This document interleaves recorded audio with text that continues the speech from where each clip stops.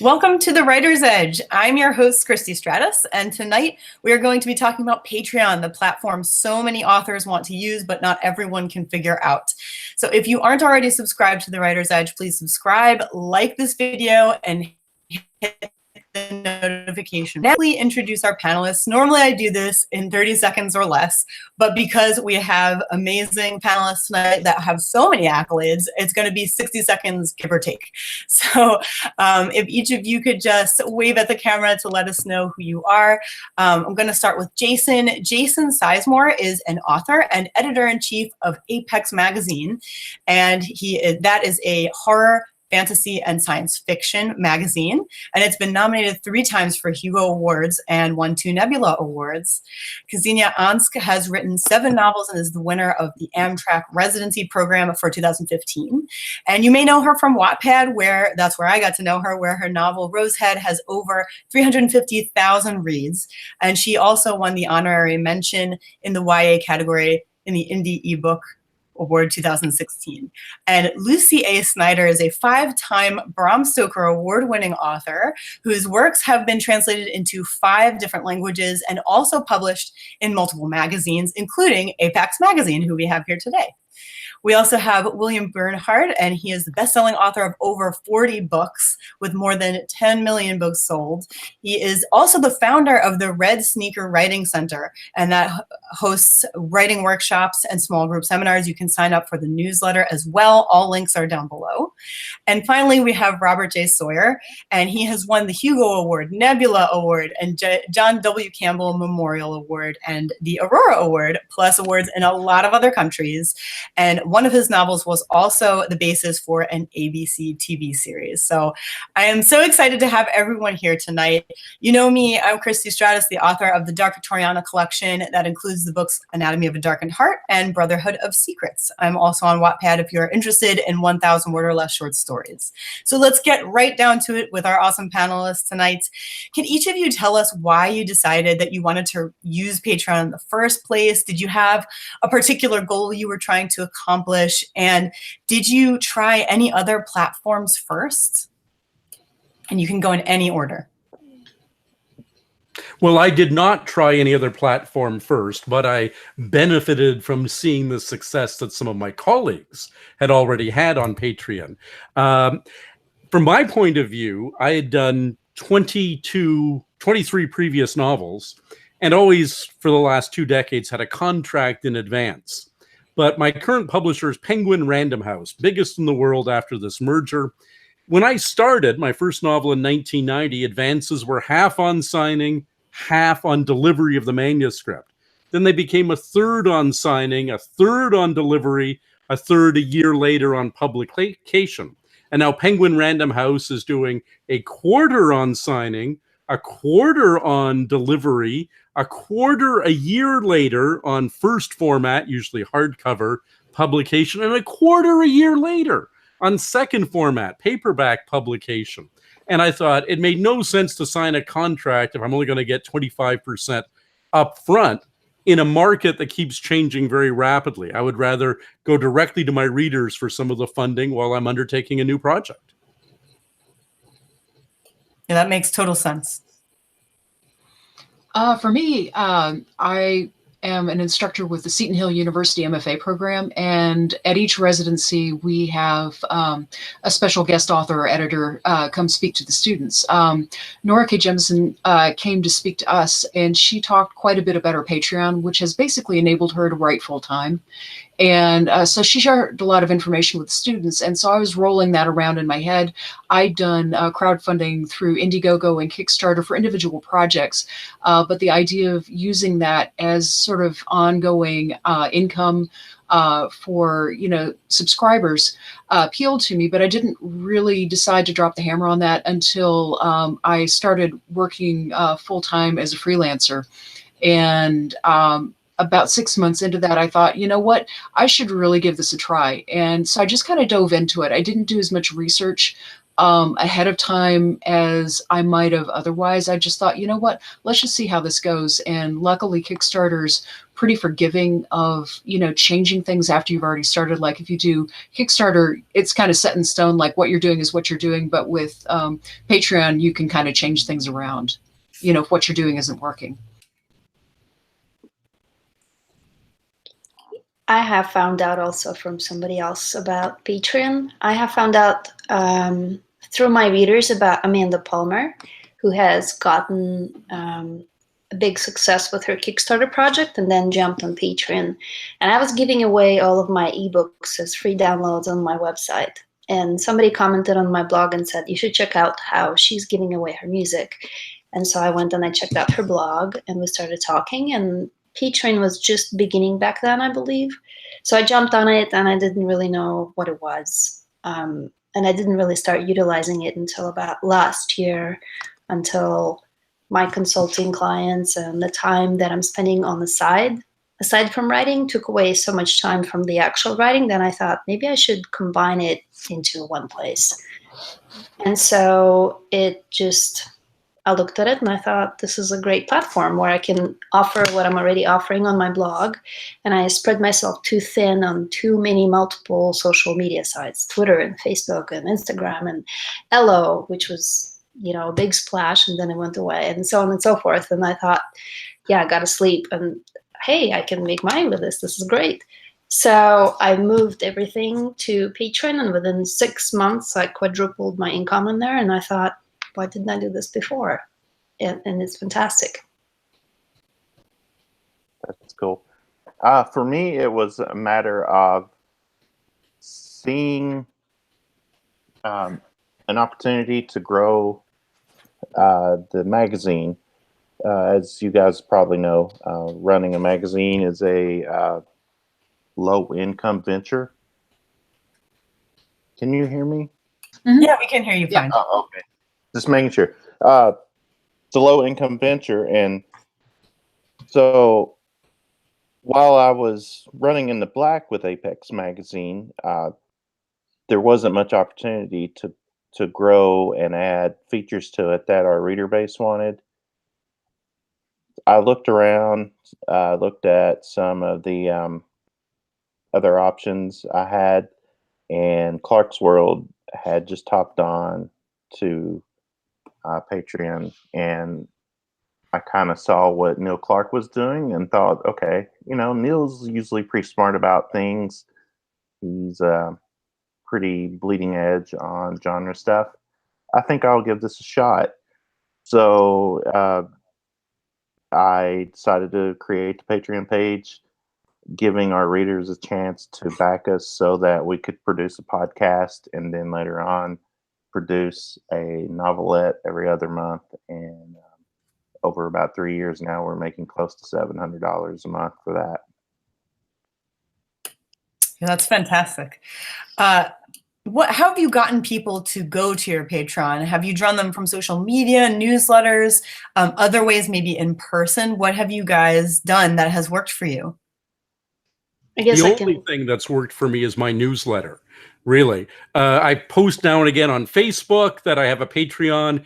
And if I don't post very often, maybe once a month or once every 2 months, I'll say, oh, by the way, I might get 1 or 2 $3 Patreons to come in. But when I send out my newsletter, which is 2 or 3 times a year, that's when I'll get a dozen to maybe even 20 new patrons, I guess they call them. I've done it primarily through a newsletter as well. You mentioned the Red Sneaker newsletter, and that's, I came to it with dual purposes, both as a writer and a mentor of other writers, which is what the Red Sneaker Center is all about. But what I found over time is trying to, back a particular book was complicated, but it was great for staying in touch with people who are aspiring to write themselves. And a way for me to coach or mentor or do whatever you want to call it, not have to worry about sending bills out every month or whatever. So I focused on the newsletter and a little bit of Facebook as well. And I think that's probably, I've gotten virtually everybody who's there. Mine has mostly been through social media, mostly through Facebook and Twitter. There might have been a couple of in-person ones, but it's kind of hard to track because most of the people I know in person I also know in social media. So I don't know which interaction sort of entice them to go ahead and back me. So For me, it's been mostly Twitter. We have a very vibrant Twitter following and a very good give and take. But obviously, newsletters are a big deal. Email leads are notoriously the best marketing tool writers have at their disposal, and publishers as well. Facebook not so much though. Yeah, I began on Twitter as well. I used to be very active on there, and now I think I've reduced my tweeting time 10 times, which I'm very proud of. And I told everybody I'm moving everything to Patron. You want to chat? Come over. We'll chat on Discord. So right now I'm virtually converting everyone I talk to. It's in person, on Twitter, on Facebook, Instagram, email, newsletter, blog. Doesn't really matter. It's just that every time I talk to someone, I think that's a potential patron. Hey, you want to chat? Come over. And that's bleeding into some of your other questions, but Discord has been awesome because it's a way to create a community, and it's a way for people to talk and get direct access, and creating all these channels has been fun. So I just got a new patron in person from one meeting and another one last week, and I would go into the store and I would, buy groceries and I talk to cashiers. And so my new thing is I tell them, hey, okay, what phone do you have? Go to the apps, download this, And if they're a gamer, if they know about Discord, they're like, oh yeah, I know what it is. And I said, download this. And we just do it right there. And I say, will you be my hamster or my squirrel? And they go, oh, wow, what's a hamster? And I tell them, you get belly rubs. I feed you carrots. It's great. So it's started out on Twitter at the beginning, and I started off with $100 per month, and I moved to $200 and $300. And that's where I hung for a few years until over these last 6 months when I just kicked it up, it changed. So I would say probably also backing off what Will said and the newsletter, but the most action I'm seeing now is in person, funny enough, with the whole belly rubbing hamster thing. You have adorable pictures on there for each reward level. That's great. And for anybody, since we've heard so much about newsletters, I know a lot of authors are very hesitant with newsletters or feel it's too much work.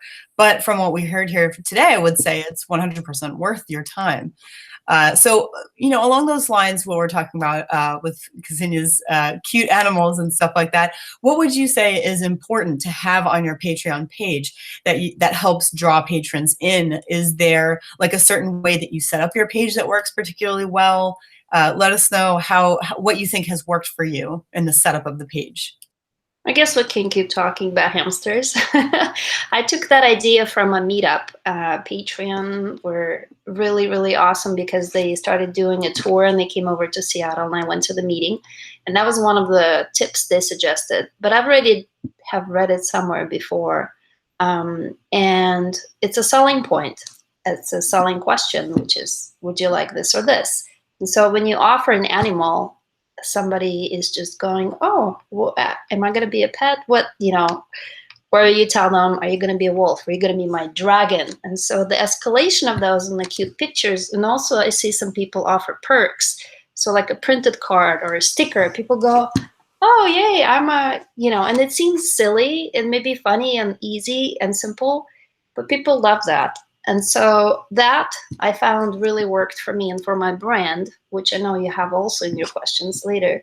But also very clear descriptions of the value. I think a lot of people misunderstand two things about Patreon. One, they think it's just a supporting platform. And two, they think they can start from zero audience. So both are wrong from what I found. You have to have somebody already either reading you or knowing you, or you have to have a list, which is a must, which is a newsletter. And two, it's a job. you provide value. Yes, there will be some people who will say, hey, I'll just support you for whatever, but mostly it is a delivery of a value. And I found that the best that works is daily. Your face has to be in their inbox every day. And it's like something short and something small, and it's valuable, for which somebody can give you $1 or $2, and it's a job. So basically for me, Patron is my salary.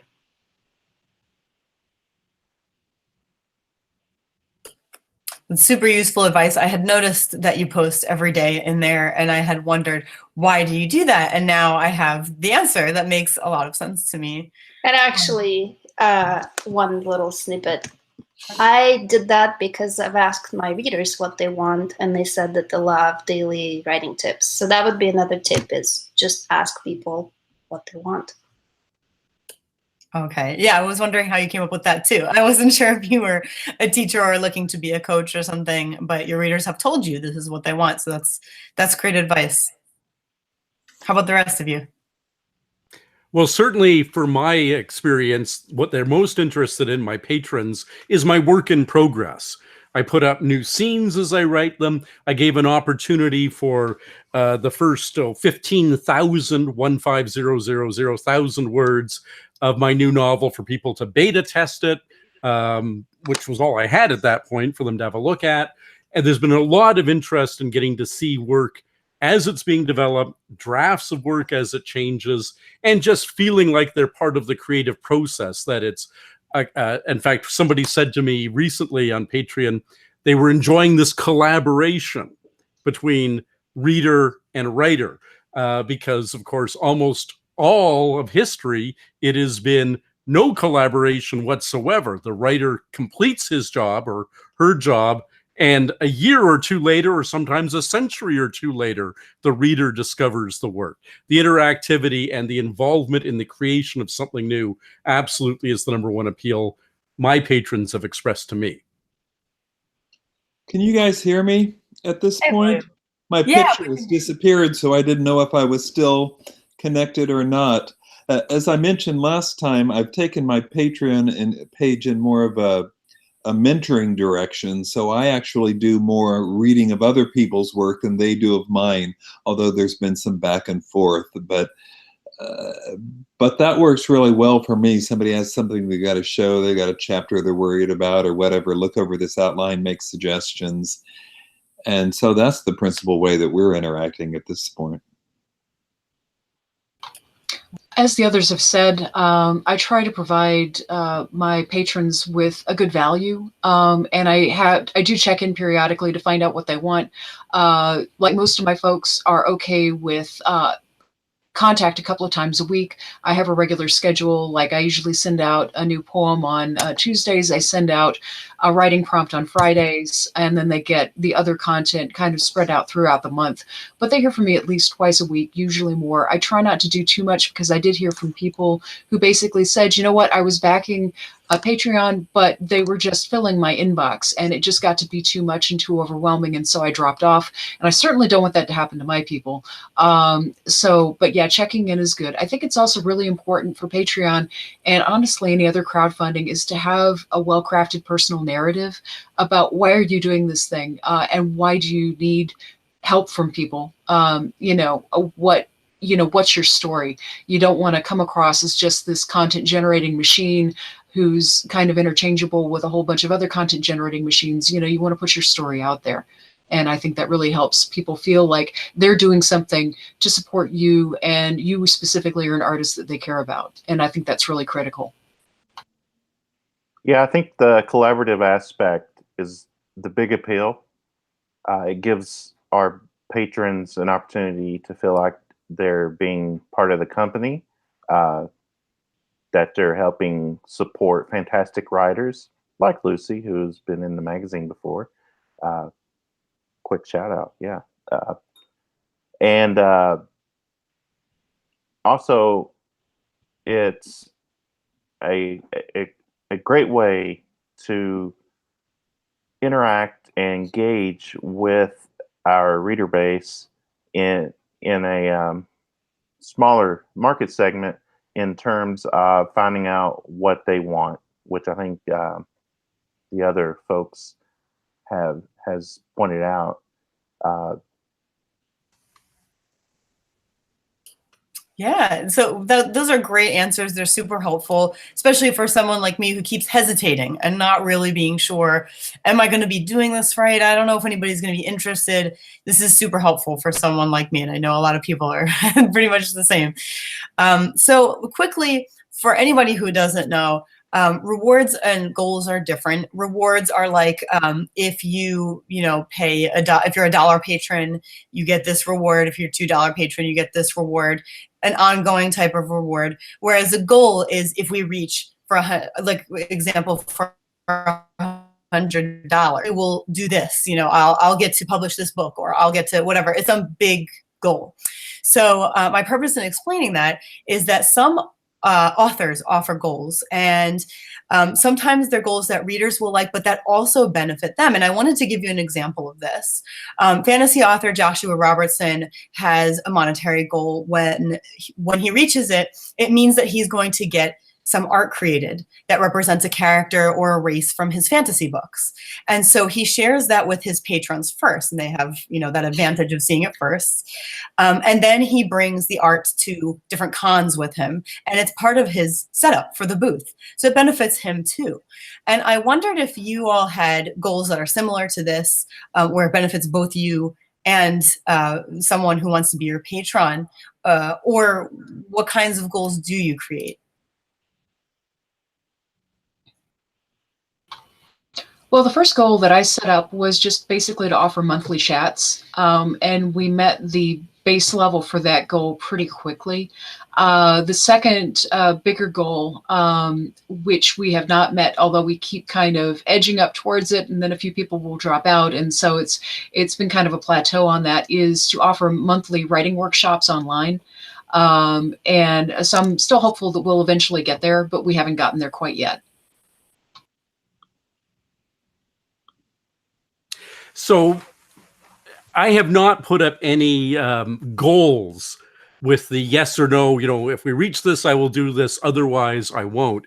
And I guess it's because many years ago, I was an ebook pioneer, one of the first readers of ebooks, way before they became a big deal. I was angry at Stephen King because he did a serialized ebook, and he said, if we have enough downloads, paid downloads, I'll write the next installment. And I just have this thing at the back of my mind about never wanting to hold my readers hostage. I refuse, when writing a series or a trilogy, to end with a cliffhanger. I want to end with a satisfactory experience. You come back a second time because you enjoyed it the first time, not because you felt you didn't get completion the first time. And so I personally have a mental block about saying, if you reach this ransom level, then I will release the prisoner, which is my creative idea. I know other people have got a different approach to it, but that's why I'm not doing it. I have not really utilized goals. I actually kind of forgotten about them until we hit the 1,000 goal. I'm like, oh, okay, what did I promise? The rewards were the ones that I'm really focusing on, and I found they work really well. I created them several times. I have changed them multiple times and refined them to create some kind of a ladder, like a step after step after step, so that when somebody talks to me, I can tell them the 2 lowest levels and say, hey, I can motivate you to write every day with daily writing tips, and that's a hamster level. Or you can go to a squirrel level, and that's a book or movie review, which I break down into a 12-column structure, which I teach how to plot your novel, scene blocking, and so on and so forth. Or people say, well, I'm a student, I can't afford it. And I said, just follow. You can follow for free. And so this gradual step up has resulted in multiple patrons upgrading. So they would say, hey, I just want to check it out. I'm just following. I'm like, okay. So then I would post a free post with information about what the other tiers are getting. And people go, oh, that's exciting. And so then they would jump on the hamster and they would upgrade. And I have noticed it several times it happened. And so right now somebody says, I want to go and do the writing classes. I'm going to be writing in September. And then they do that. So that's been working for me really well is figuring out the reward system that goes from the smallest incrementation to a one-on-one monthly Skype chat where we go into depth into plotting a novel. I focused more on rewards as well, and that works well for me and what I'm doing because people can choose their own level. How much interaction with me do they want to have, and choose what works best for them. I like using the goal system because this may sound, well, I'm not going to say morally ambiguous, but as Robert was saying, you know, the hostage levels, we will have it such that if we reach certain amounts, the podcast will continue, and then we'll have extra reprints, and then we'll have novelettes. So what I'm finding happening is that often if our numbers start to slide down, I can go on Twitter or send a newsletter blast and, you know, let our backers know, okay, we're getting really close to losing the podcast. If you enjoy the podcast, you may want to consider pledging or increasing your pledge amount. So it's another way for a patron to feel like that they're actively contributing to the success and content of what we're producing. Lucy? Oh no, did you already? Yeah, I already talked about the goals, but that said, I don't really look at it from my perspective as holding anything hostage, because really for some of the things I want to offer, we have to have sort of a minimum number of people who will consistently participate. So the writing workshops are kind of like that, and the chats are definitely like that. Like the chats have been challenging because you can only get X number of people to be able to participate on X date. Like I can't pick a date where everybody can show up and chat. And, you know, if I have a special guest coming, you want to make sure that they feel like, oh, they're talking to a room full of people as opposed to just like me and somebody else, even though people will like look at the chat logs or the chat recording later. You know, you want there to be good participation while it's happening. So that's how I'm using them. Okay. Yeah, that makes a lot of sense. I know. So for those of you who are using the goals more heavily, I've seen sometimes, and you know, anybody can answer this, but I've seen sometimes that goals, instead of saying once we reach $100, once we reach 200, I've seen that it can be that the goals are per short story or per essay, as opposed to per month. And so I was wondering which one you would say is better and why. I mean, to me, I would automatically think the monthly is better, but I'm not sure why someone would do the per short story or per whatever. Do you have any thoughts on that? I go the monthly route myself just because the subscription model makes most sense to me. But I think the per piece payment works best for people who are maybe posting less regularly, where they don't want to make themselves adhere to a schedule. Like, you know, their creative side kind of rebels against that. And I knew that I could set a schedule and stick to it. But if somebody's like, whoa, that seems like too much, per piece might make a lot of sense.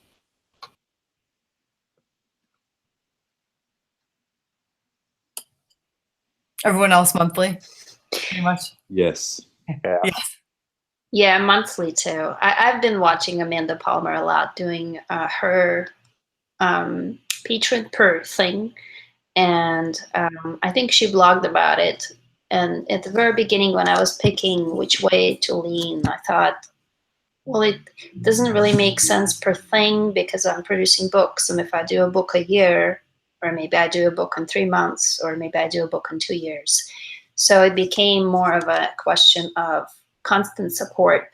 And I write every day through days during the week and the weekends. And so it made sense just to go monthly, because I also couldn't stop talking about, here's what I learned, which eventually turned into the daily writing tips, because people ask for them and they say, how do you generate that? And I say, I don't know, I write and I have a thought and, oh my God, I have to share it with the world. So that's how it was a no-brainer. I thought, okay, monthly it is, because I don't know when the book is going to ship and when I'm going to make it. And so far, it's been working really well. I got to say something about Amanda Palmer here, who I admire enormously. But to put it all in perspective, I remember, I think it was People a few years ago that ran a picture captioned Amanda Palmer and boyfriend. Of course, her boyfriend is Neil Gaiman, but on the stature of the world, a rock star is gigantic, and no matter how big the author is, and they don't come bigger than Neil, we're still much, much smaller fish. So for me, the Patreon model I always look at for comparison is other authors out there, because actors, filmmakers, rock stars, people also who are regularly, like Jason, producing a tangible product on a regular basis, are much easier for people, I think, to attract a big crowd of supporters. More power to Amanda, and she's a great role model, but the chances of any of us equaling Amanda's success are pretty slim in terms of Patron. I love your perspective, Robert, because I also I was her guest at the tour for her book, The Art of Asking, and she stayed at my home, and I was part of this show for a while. And this is not something that we do often, at least I don't, which is going out into the crowd, you know. And this has been a huge drive for her, as I've noticed. This is something that, you know, most of us are introverts, or, I mean, I can act as an extrovert, but really I just want to be home alone writing. But that is to say, if there is an event, or like you guys have just been at the con, anywhere where you can actually go and make it for people easy. And that is what I found is the biggest stumbling block. Number one, people are going, what is Patron? Number two, I have to sign up for another website. Oh my God. Number three, I don't have an iPhone. I don't want to have stuff in my inbox. Number four, what is Discord? How does it? So I have found that people want to contribute money, but sometimes just the technology itself, and also you going out and telling people about it and explaining, is what a stumbling block is. So they would get it through my newsletter in the email, but I have to sit down with them physically and tell them, you push this button right here and you do this, and they go, oh, I got it. So who knows? Maybe we could get more if we could just, you know, simplify the process. But I really love what you're saying, Robert, because I was actually trying to follow not the authors, to just try to see what I could take away from somebody who has done it on a different platform. And the music in particular appealed to me, because when I was starting out, I was just another writer out there. You know, how many of us are there? And it's a whole another story why, and I can talk about it later maybe, but there was a reason why I offered my books for free. And so that's what led me through the music of giveaways as my ebook giveaways to Patron in the first place. And what you said, I think, is about even Patreon is difficult. And so at the outset, Christina was asking about, have we tried other platforms?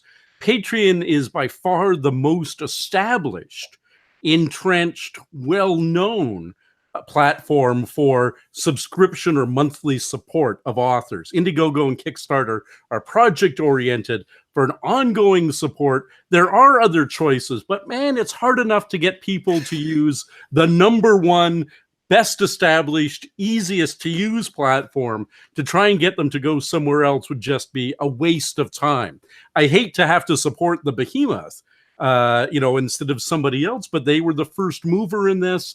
They're established. There are tons of people. You look at your own Patreons. Yes, there are lots that are of just Robert J Sawyer patrons, but there are tons of my patrons too who will support 15 or 20 different authors a month, because it's all on one platform, and for them, it's one monthly payment that comes off their credit card. That is interesting. I'll piggyback on that, because when they changed, remember the whole payment snafu? I had people jump off Patreon, and then I have created a button. I think it's still on my website. No, I think I removed it.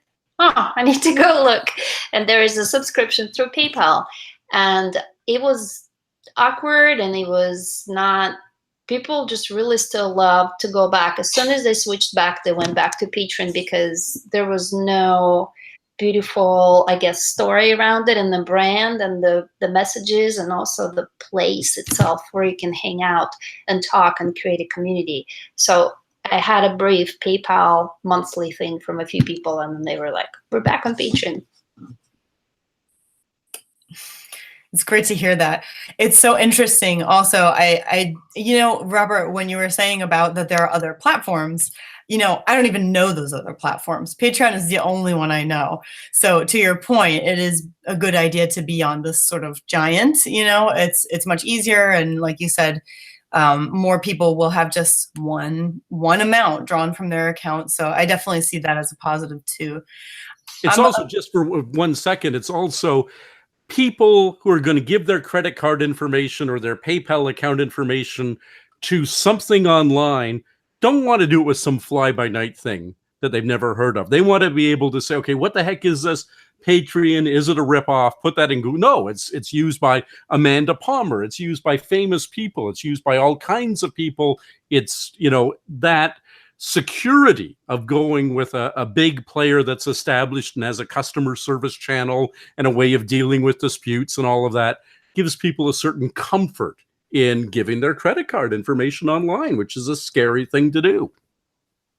Yeah, definitely. Once I find one place I'm comfortable with, that's pretty much where I want to stay. I don't want to have to move unless something terrible happens.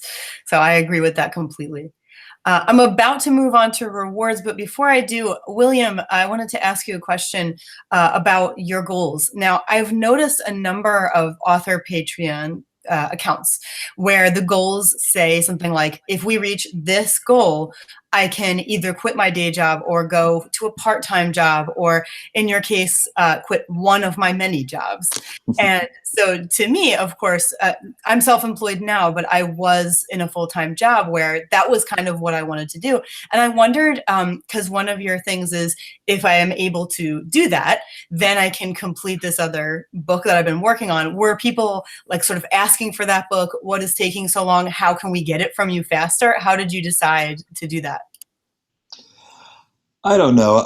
When I came to this whole thing in the beginning, I came with dual, I sort of hinted at this beforehand, that I came as an author and a writing coach, and that's probably why I didn't do it very well, at least initially, because I was still feeling my way and figuring out which would work best. And you're right. I thought I'm juggling many jobs, although I don't mean that in a whiny way, because I enjoy all of them. But it's true that if I spent more time writing, I'd produce more books. And the books that I wanted to focus on initially with the Patreon page were books that, the publisher wouldn't normally want. Like Robert, my usual publisher is Random House. And if I'm going to do another thriller for them, great.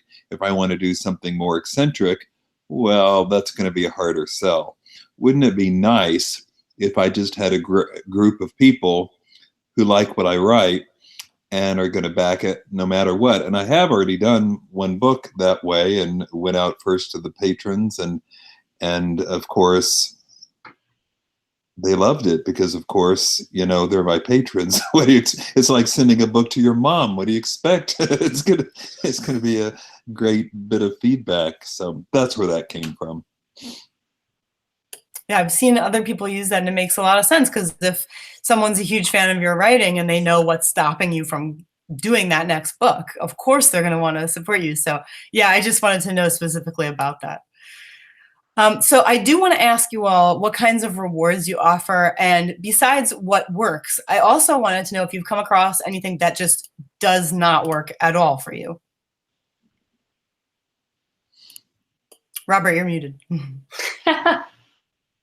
There. The pain in the ass for me being in Canada and most of my Patreons being in the United States is the cost of shipping any sort of physical reward. Mm-hmm. So I know a lot of American writers will offer an autographed card or an autographed photo or a chapbook or something. We don't have a media mail rate, even within Canada, for domestic mail. It costs me a fortune to send anything to the United States. So everything I do is electronically deliverable. All of my rewards are basically, or most of them are DMR free, DRM free, digital rights management free ebook editions of my works. You can buy the books online, but they're encumbered by DRM. If you're my Patreon, you get them at various levels. You get either one book or 5 books or all of my books that are available directly from me. And that works well because my delivery cost is nil. And it's something that you can't quite get exactly the same way anywhere else. Interesting. This is why I offer my paperbacks at $25 level, because I do a lot of international shipping and it's all $22 to $25. And I have pockets of readers in Pakistan and Philippines and in France and UK, Canada. Canada is a little cheaper, $15, but I do a whole shipping fulfillment, and I've done that before through Squarespace, which is my website, and ShipStation, which is a shipping station, software connected to it. But this, I agree. And so that's why what worked for me is I moved it to that level so it would cover the shipping cost in case it's international. And you only get a book once at sign up. And that's the perk. And also I used to do cards, written cards to every patron, and that did not work. It consumed so much of my time. Each card was kissed and I would have to spray it with this special sealant that the lipstick would not bleed through, because I saw it bleed through in pictures and I freaked out. I was like, oh my God, my cards are not perfect. And then I had to write the message. And before that, even I did a custom story. And I was like, oh my God, I have spent so many hours just doing that. And then I found out that some people are like, oh, cool card. Okay, into the trash it goes. So now I don't do that anymore, even though it sounded really awesome and really nice. But I do find that the rewards that are physical, really people appreciate it. And so instead, what I do is I do appreciation posts. I just started it recently, once a month. And this is a secret. I hope my dragon doesn't hear it. I hope not. Oh my God, I can't say it. But anyway, he's gonna get chocolate in the mail. So I'm gonna send these kind of perks, surprises to the highest level patrons, to top patrons, and call them out, because everybody gets their name in my printed books. And this I also found works really well, but it's specifically the surprises that people, they really appreciate it. Another thing I found that didn't work was random posts. Until I figured out my system, I have a very rigid schedule. Mondays you get writing tips, Tuesday you get book and movie reviews, Wednesday you get sneak peeks into my work in progress, Thursday's the writing class, Friday's the Discord chat, and then Saturday, Sunday I'm off because it's the weekend. Until then, when it was just, oh, here's an update and here's news, and it did not work. For me, as I mentioned earlier, there's the weekly poem that usually goes up on Tuesdays, weekly writing prompts. All of these things are for $1 a month, you get access to the chats and occasional posts that I make that are usually book reviews and things like that. $2 a month are all of that plus the weekly poems. $3 a month is all of that plus the writing prompts and so on. The ones that have been really successful for me are the tiers at which I offer manuscript critiques. I have 2 right now. One's for 2,000 words of manuscript per month. The other one's for 4,000 words per month. And people have really enjoyed those, and people have been willing to sign up for those. And those pair pretty well with some of the other tiers where I'm offering specific writing advice and that type of thing. But for me, I looked around at what other people were offering, and it seemed like the way that I could kind of distinguish my Patreon from what others were offering was with the critique service. In terms of shipping anything out, I set out to not have to ever send out anything physical, just because I'd been involved in enough Kickstarters to know that just the postage cost can really break you after a while, particularly if you misjudge how much something's going to be. So I deliberately made it so that that wasn't ever going to be anything that I was dealing with my Patreon.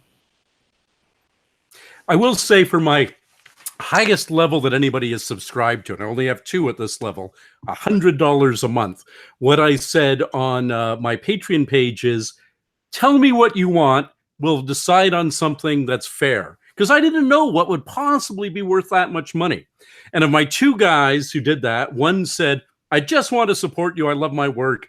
You know, I'm retired. I've got lots of money. Here, have a little bit. Other one said, I want to have lunch with you at the World Science Fiction Convention. So a week today, as we do this, Thursday of next week, we're having lunch at the World Science Fiction Convention. That's what he wanted. Perfectly reasonable. He's been my supporter for 6 months now. So I'm going to buy lunch because he's put $600 into that lunch already.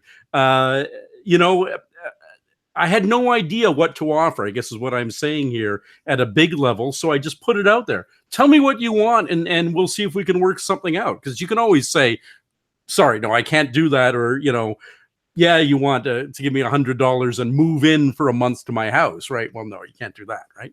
So I'll add to the shipping thing, international shipping. If you're producing a monthly tangible physical product that needs to go out, what I did is tell our international fans that we'll ship it every 3 months combined. So we have additional reward levels to handle that. They're a little bit more per month, even though we're combining the shipping. But that seems to been a decent workaround on the incredible cost of postage. William? Well, I was just thinking, thank goodness I'm doing this podcast with you, because Robert has just reminded me, I'm just like him, that I knew that shipping things would be a hassle. So I didn't put anything that couldn't be delivered electronically on anything but the tippy top highest most level, because I really thought no one's ever going to do that.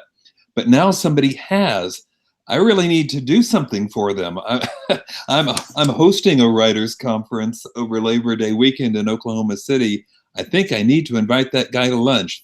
Thank you, Robert, for pointing that out. my pleasure. You know, you got to be honest too. Let me show you something here. If we can get, this is can you see my roof here? My roof is leaking. Here's a bucket. I got a bucket of water here on my floor in my house because my roof is leaking these days.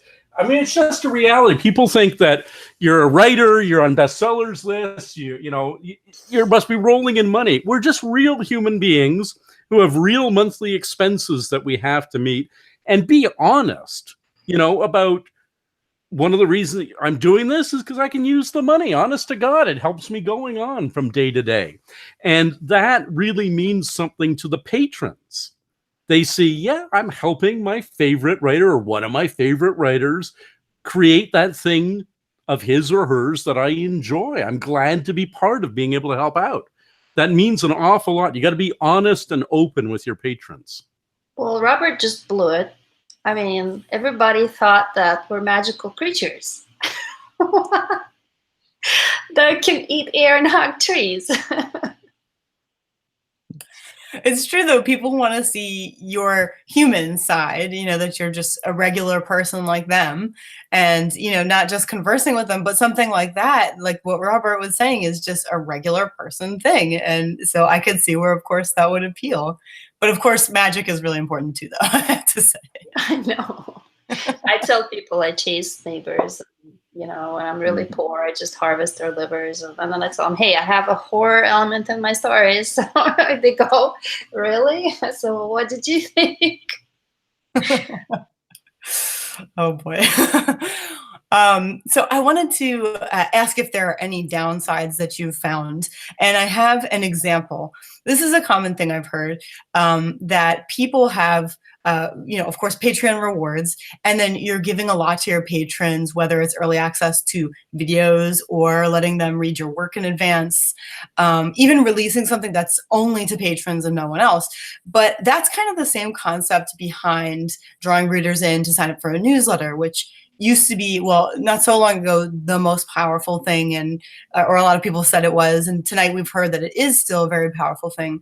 So how do you have enough content that you can give something special to newsletter subscribers and your patrons, and any other platforms, how are you able to do like that much content? I know, Ksenia, you mentioned that you said to everybody, move over to my Patreon. That's where we're going, you know, but is this the only place where you offer rewards or anything for free, or do you still do stuff for newsletters, and how do you come up with that content?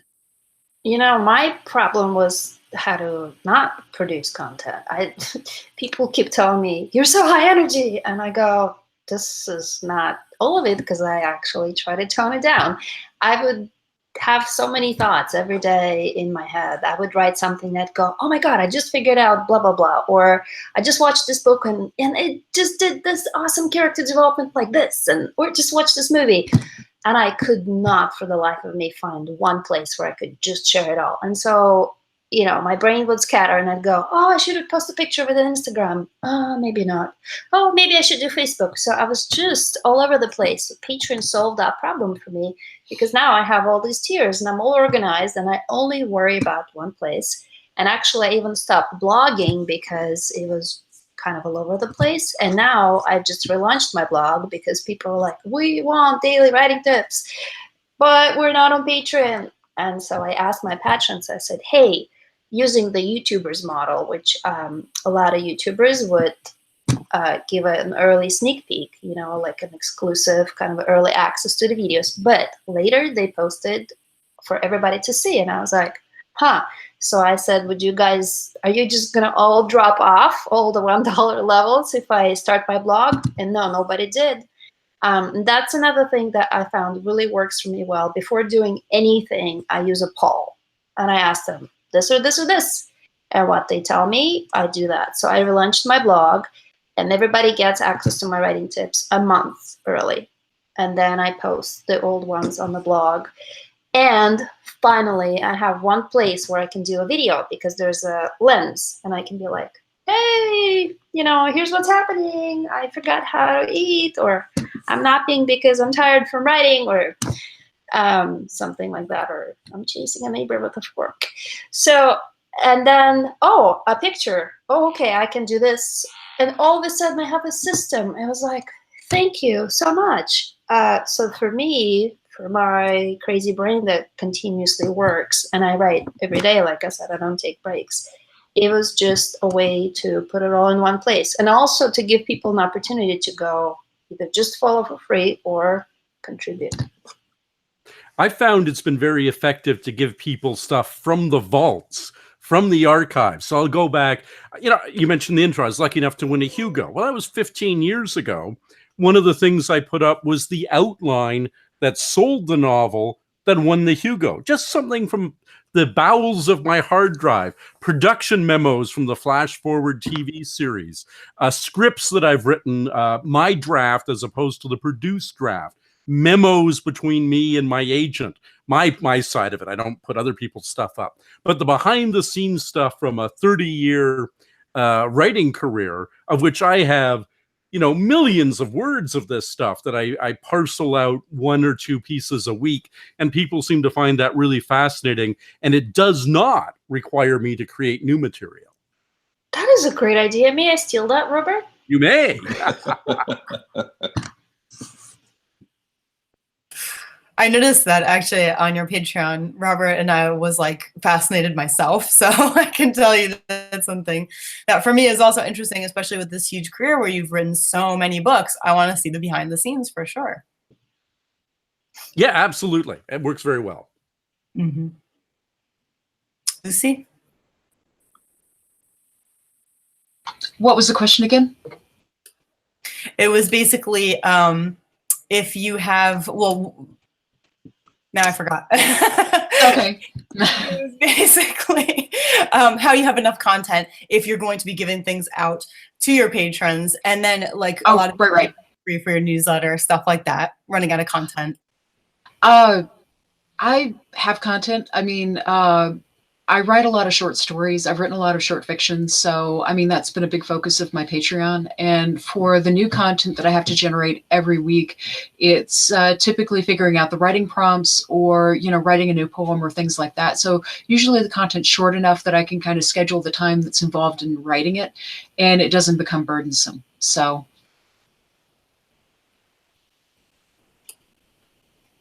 Yeah, I'm with Robert. I like digging through the old treasure box of goodies and giving those out occasionally. And William? I can't think of any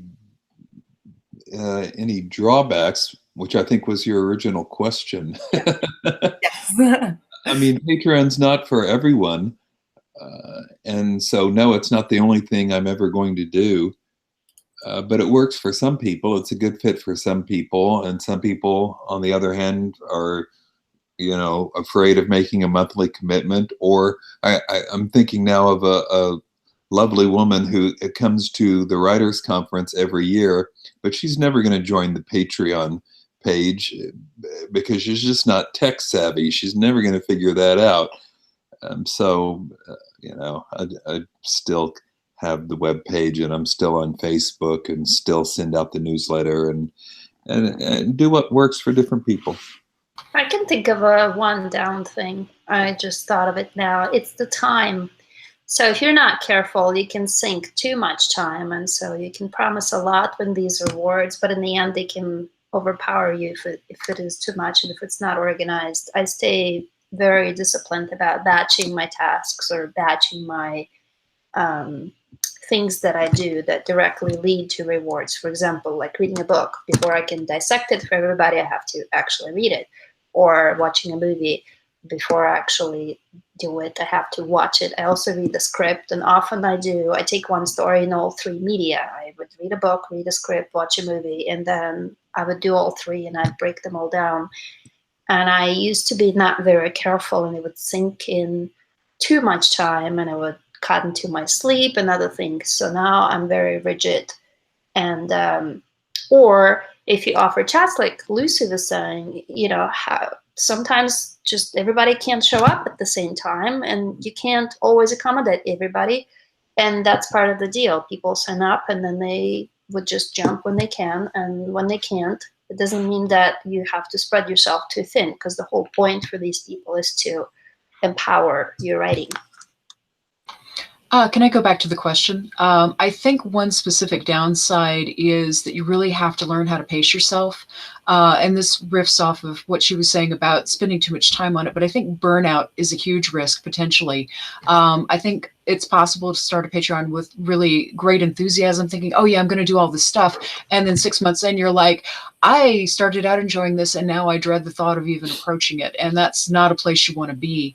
For me, I specifically set out for the new content that I was producing. I specifically set out to use it as a way of getting myself to write things that I'd been thinking I should be writing more of this, but it doesn't pay well enough in the real world or what have you. So I was sort of kind of creating homework for myself. And so far my patrons have seemed to have enjoyed it. So that's worked out. Oh, that's a really great point, Lucy. That's another thing too, is being yourself or working on, ultimately what develops you or makes sense to you or makes you happy. So all of this content I generate it anyway. It's just in my head. So that becomes the reward. These are really great tips, and I want to thank every single one of you for being on. I have learned so much. Like I said, I've been wanting to do a Patreon for 2 years. I have a much better idea of how I would go about doing it now. So if you could each tell us where we can find you after the show, I will go down the line and ask you. You can tell me website, social media, all that kind of stuff. And everybody note, all the links are down below to their Patreons if you want to support them, and their Amazon pages, website, etc. So let's start with you, Jason. I am on Twitter at ApexJason, and I'm also on Facebook. It's you just have to enter in and then look for the guy with the red hair. Great, thank you for being here. My pleasure. Yeah. Oh, did you say my name?